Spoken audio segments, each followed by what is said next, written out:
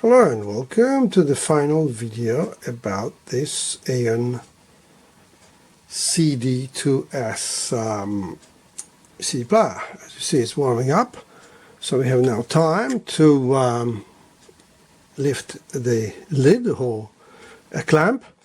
As I've said before in a previous video, that's the only thing, that plastic bit, that actually does the clamping. The rest just sits there and looks pretty. Now, the way it works is that there is a little switch there. That switch, when you put that clamp back on it, now you can see it there. That sort of tells the player that you've put the clamp back on and you can now read the CD. Now, when the owner wrote to Ayon, to Austria, asking them for some help, they said, most probably 90% we're sure that this is the switch. So he put some stuff in there, probably iodide, and marked it with white paint so that he could always put it on the actual switch. Well, I took it off, both the paint and that thing, because this is actually counterproductive. It's lack of understanding of what's going on there. The problem with the switch is that it's dirty, which it wasn't, not that it didn't make contact. Now, if you're going to elevate a part of it, it's just not going to sit properly and mate with the turntable. Now, most of the discs, and I play all my hard to play CDRs and everything, and they all played well with the exception of one country disc that I have, and I found it in my it's loading. As you see, it loads pretty fast. I found it in a car that I bought, second-hand car, and that thing would slip until such time that I removed that well, it almost looks like a growth. It was just like a bump to mate with the switch. So so there it is. It plays now absolutely anything, no problem at all. And CDRs and faulty disc and whatnot. So it's a very good reader. When they say that it has a stream unlimited mechanism in it, ex-Philips gurus in Austria, they set up this company. Well, they have, and they do all sorts of things. But what's in this player is a plain old Sanyo SF HD850, and there's only a few on my master list, couple of Ayons, Gryphon and Vadia, and I suspect they all have a Sanyo pickup. I've looked on the page of Stream Unlimited, they do a number of mechanisms and servos now. I don't know how real they are, or they just rebranded other mechanisms. I'm not into that. I have no time to investigate it further.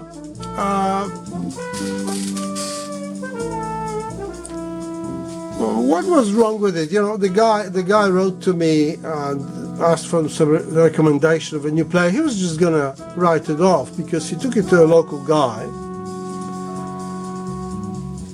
who's just not that good on CD players, and it was recommended by Ayon, and he just lost, out of 10 screws he lost 8 in just messed it up.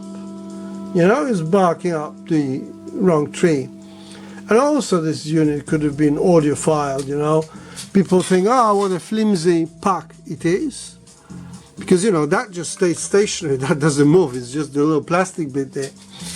So, so maybe somebody put something heavy on it. So I've replaced the motor, replaced turntable, did some magic and tidy up stuff. A lot of time, as I showed you before, because it's all upside down, you have to gut it. So it works now fine. Well, how does it sound? I'm sort of two minds. On one hand, it has exceptional detail. You know, detail as if with the best of them, and you know, the DACs are PCM 1704, Burr Browns, laser trim resistor at the DAC, 24-bit ones. All, as you can see, this player upsamples, and also has tubes, hence those vents. It's got soft deck tubes in them now. And when I showed you in the last video those op-amps that were discrete, op-amps made up with discrete transistors, this might have been an aftermarket mod. I don't think these were original. Somebody else fitted them, I think, to make it more audiophile.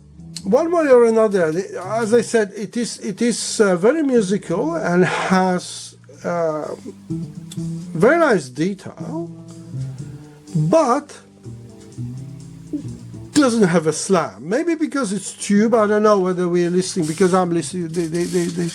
What I have here in my workshop, these are Sansui C1000 and B3000 preamp power amps, and they are single-ended. So I always in the workshop listen to single-ended. This is the only place I listen to single-ended stuff. So maybe it will work better on balanced, but at the moment it just doesn't have a slam, doesn't have a speed. For some quiet music, I'm sure it will be nice, even for my jazz, which is not that dynamic as you can hear. It is pedestrian. But maybe this is what people like, you know, with tubes and slow, and, you know, if they listen to vocals and guitar and bass, that will be just right. Or maybe it will be better on balanced, you know, maybe it has a differential output. I don't know. I'll take it to my other system and investigate that. So overall, very nice player. And as I said before, it has many switches in there, and one is for phase, one is for gain. That's a gain which is low and high gain. Below you switch between RCA and XLR, and over there it is something else which I can't say, but I will in a moment. Normal direct amp, whatever that is. I don't have a manual for it, and no remote, so I cannot do some things. But you know, it's obviously high-class unit. It costs thousands of dollars, used to cost, and it still fetches high prices. Well, thank you very much for your attention, and till the next one. Bye bye.